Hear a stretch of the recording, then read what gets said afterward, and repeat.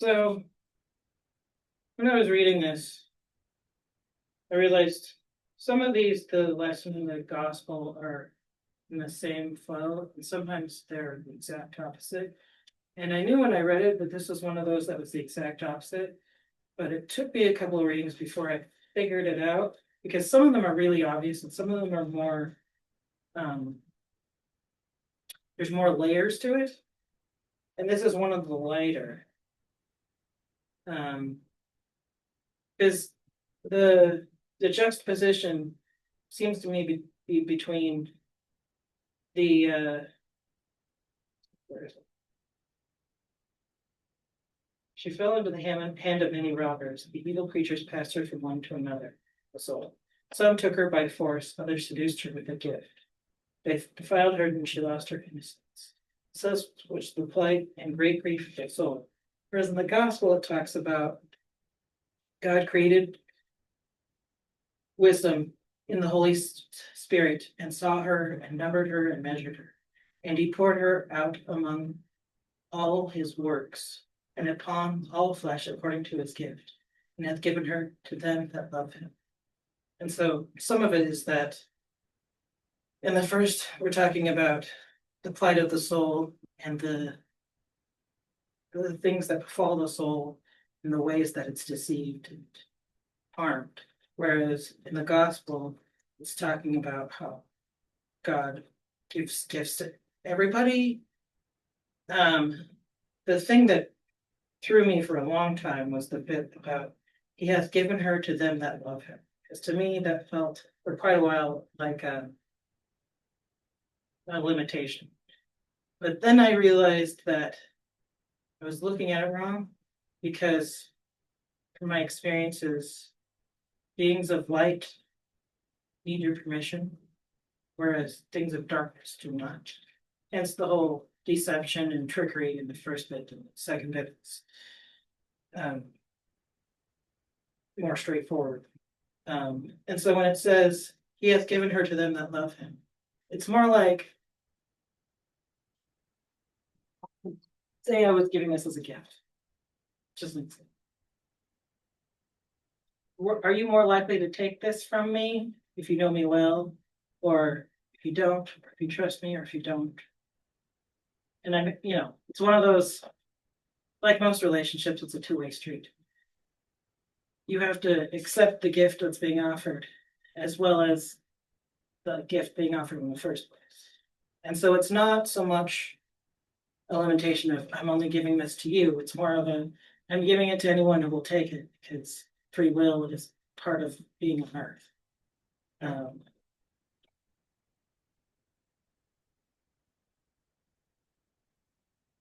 and I think that point gets lost a lot of times. Like I have trouble remembering that sometimes. It's probably why Sophia's reminding me, hey, kind of need your permission to do things. Like even if it's subconscious sometimes. Um, they they can't just intervene in your life without you asking it. I mean, it's calling God a father is pretty apt because when it comes to your kids, you have to decide how much you're going to intervene in their lives, which lessons they need to learn by themselves, which ones you need to intervene with. It's it's a whole complicated thing. I don't know about kids. Um, and he's all knowing, so it all works out when you're I'm simplifying it, of course, because nothing's quite that easy. It's like a master chess player, and we're all just learning the rules, if that. Um, yeah. The other thing that I found interesting is that all the things that's listed in the gospel are all things that you need wisdom for. Who hath numbered the sand and the sea, the drops of rain and the days of the world? Who hath measured the height of heaven, the breadth of the earth, and the depth of the abyss? You can't do any of that without wisdom. I'm still unpacking that bit myself, but it's one of those things that hit me like, that's interesting. Because it's things that we associate with God the Father, but it's also things that it's specifically wisdom at the same time. First, a lot of things with the divine is like a whole bunch of Venn diagrams, which is one way you look at various trinities, but that's a whole other topic. And a lot of these things are mysteries anyway, so trying to explain it, it's like trying to explain a five-dimensional object with two-dimensional words.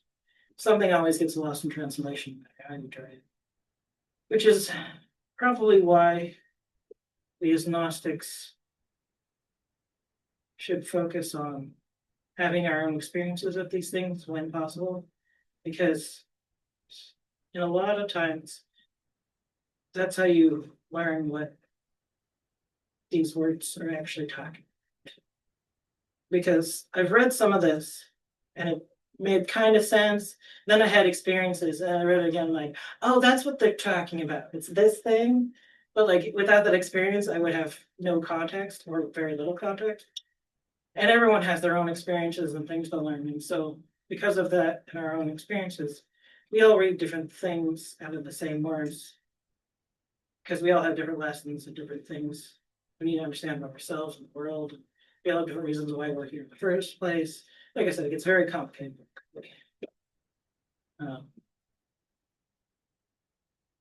The other thing is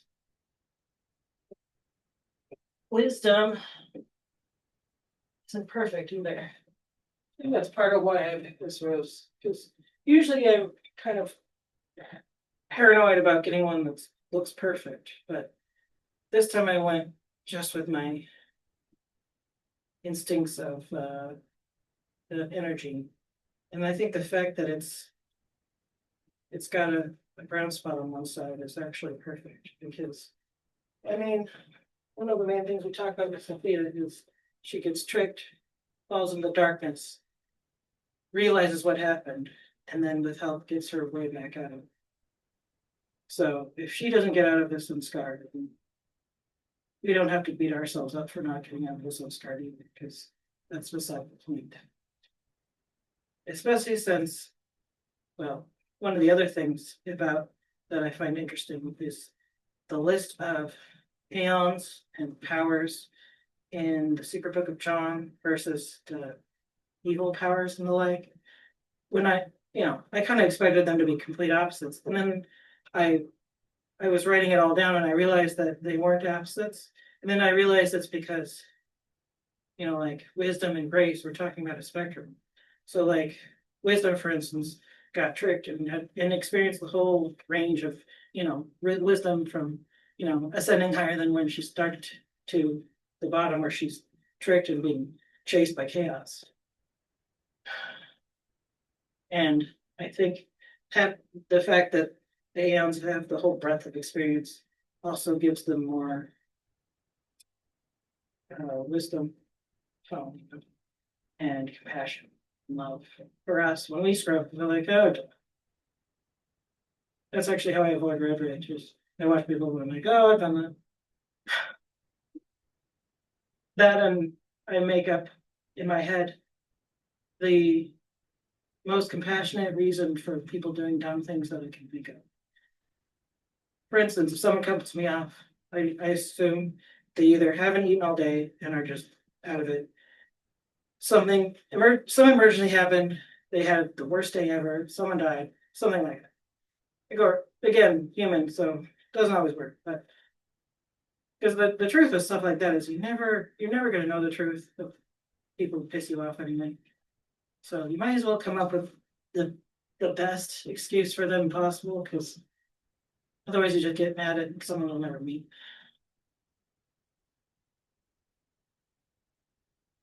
Yeah. Anyway. Not sure why I went on that tangent, but here we are.